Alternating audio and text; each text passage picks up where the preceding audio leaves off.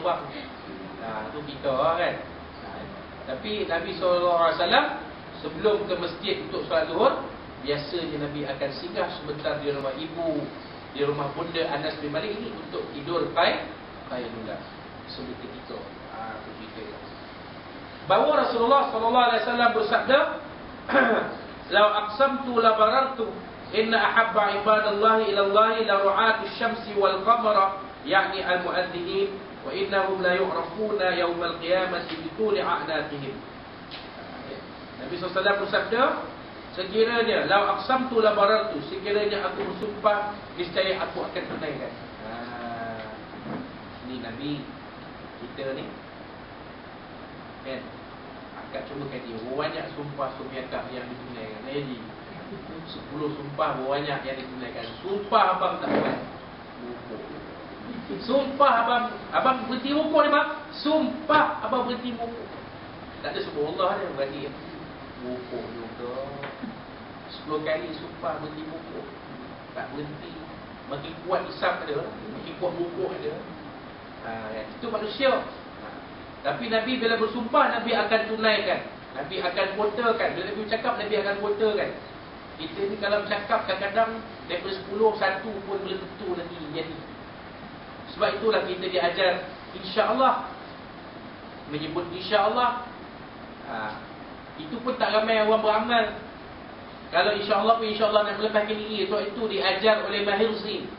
Insya-Allah, insya-Allah, insya-Allah ada jalannya. Sampai Mahir kena ajar pula orang Malaysia ni, insya-Allah tu kena guna atas tempat yang betul. Kita ni insya-Allah, insya-Allah, insya-Allah, insya-Allah nak berhenti. Insya-Allah. Kan? Insya-Allah, insya-Allah. Datang ni Kak ya? Insya-Allah tak datang. Dia kali ngajak rumah. Insya-Allah, insya-Allah tak sampai-sampai je. Jadi insya-Allah ni kita gunakan, bukanlah kita ni tak nak datang, tapi insya-Allah kalau ada kesempatan sampailah saya. Ada tadilah kami kenal ni, ada pula yang menjemput datang pergi. InsyaAllah kalau ada rezeki sampailah. Sebenarnya bukan tak nak pergi, tapi yang kita ada program kita, program keluarga kita. Selepas kuliah ni saya dengan rumah saya pun ada program kita sendiri kan. Ada program kita bersama keluarga kita ni. Tengoklah kalau kata orang kata tak apalah, selepas kita pergilah rumah ustaz ni, tolong dia. Kalau tak adalah kan. Tapi kita taklah kata insya-Allah. Tapi saya minta maaf lah kalau tak patang. InsyaAllah. Okay? Baik. Inna ahabba ibadallahi ila Allah la ru'atu syamsi wal qamar, yakni al-muazzinin. Sesungguhnya hamba Allah, sekasih-kasih hamba Allah kepada Allah. Macam mana tu Ustaz? Confuse lah bahasa Ustaz. Maknanya hamba Allah yang paling Allah Ta'ala kasih, Allah Ta'ala sayang. Hamba Allah di kalangan ramai kita ni, yang Allah Ta'ala kasih kepadanya ialah la ru'atu syamsi wal qamar.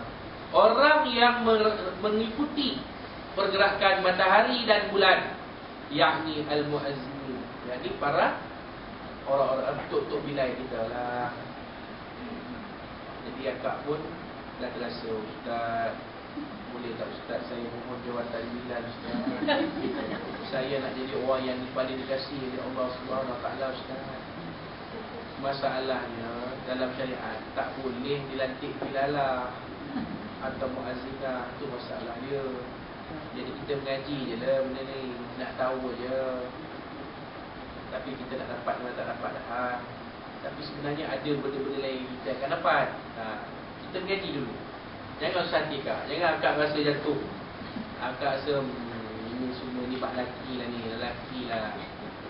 Dah lah kahwin 4 pun lelaki juga. Sampai jam. Ustaz, boleh tak perempuan kahwin 4 Ustaz? Lelaki boleh? Dan perempuan tak boleh? Boleh lah perempuan dia pasang suami 4. Besok kalau nak bersalin besok, berebut 4 suami. Anak ni saya yang punya. Yang seorang ni, anak ni saya yang punya. Yang nombor 3, anak ni saya yang punya. Yang nombor 4, anak ni saya yang punya. Tak getih ni nak bawa ke mahkamah. Tu sebab perempuan tidak disyariatkan boleh kahwin lebih. Tapi lelaki boleh. Sebab dah tentu dah. Kalau isteri pertama abang jam pun, bila dapat anak, bapanya abang jam. bin sekali aku. Isteri kedua pun bin sekali aku. Isteri ketiga pun bin sekali aku. Isteri keempat yang baru kahwin ni pun kalau dapat baby pun bin sekali aku. Tapi ibunya lain-lain. Makcik, makcik, mak de, mak de. Mak, makcik, mak de, mak de. Empat. Jadi ibunya lain-lain, tapi bapanya orang yang sama. So itu disyariatkan, dibolehkan. Dibolehkan, bukan wajib. Kena faham. Siapa yang mampu, silakan. Saya tak mampu. Kalau saya berani, kena kejar rumah saya keliling pekan tapak. Saya pun nak buat pada saya pun tak larat. Kan? Kalau nak tahu saya, kalau saya nak tahu berani tak berani, saya kena ajak orang saya berlari tengok siapa menang. Kalau saya menang, bolehlah saya cuba-cuba. Baik. Jadi kata Nabi SAW, hamba Allah yang paling Allah Ta'ala kasihi ialah para muazzin ataupun Tok Bilal, kerana mereka ini sentiasa mengikuti pergerakan matahari dan bulan. Maknanya selalu mengikuti pergerakan waktu sembahyang. Tahu subuh pukul berapa, zuhur pukul berapa, maghrib pukul berapa, asar pukul berapa, maghrib pukul berapa, isyak pukul berapa. Tetapi dalam hadis disebut yakni al-muazzin.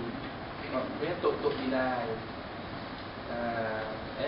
Kerana mereka ini, tanggungjawab mereka ialah mengalunkan, mengumandangkan azan pada waktunya. Dia kena ikut. Tak boleh tercicor 1 saat 1 minit pun.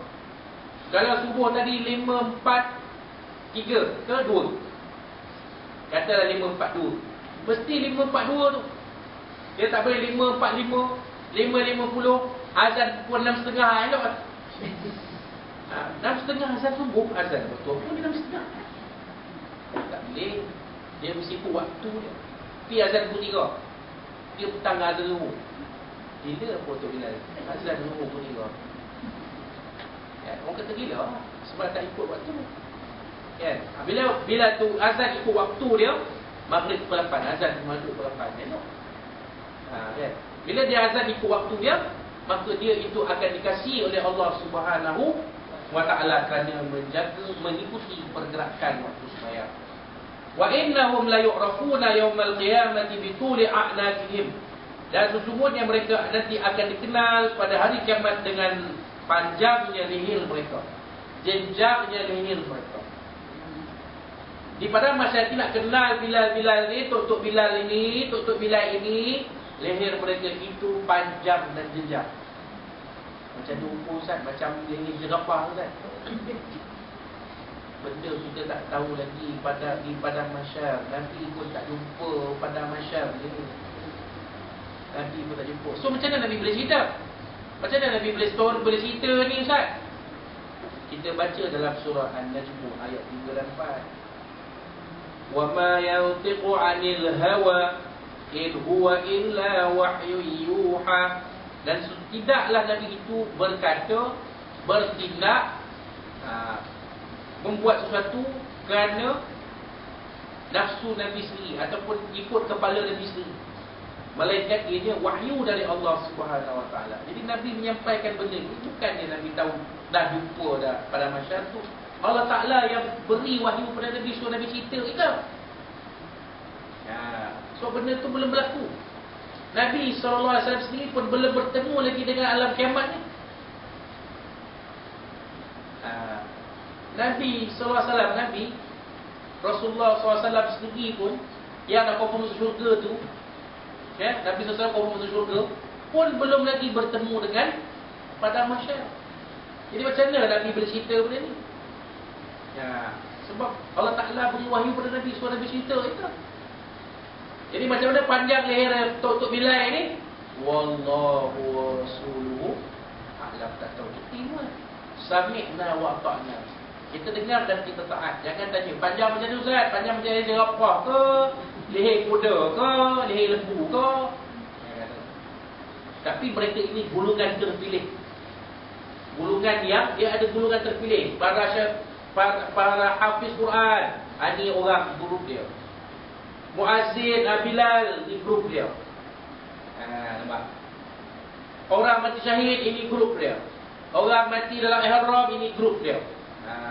Orang soleh, ini grup dia. Kita ni leru kat mana tu? Kan? Kita bertekak pasal panjang leher. Isu panjang leher Bilal di padang mahsyar. Kita di padang mahsyar ni macam rupa je tahu. Tak, kita ni kepala ke bawah, kaki ke atas, tak tahu lah. So kita pun komunitas ni banyak penuh buat dosa di belakang bumi ni. Ya, masa jadi untuk kebayang tahun 75 dulu dah buat dosa lah. Masa zaman rok kapak dulu pakai suji ketat pula dah buat dosa lah.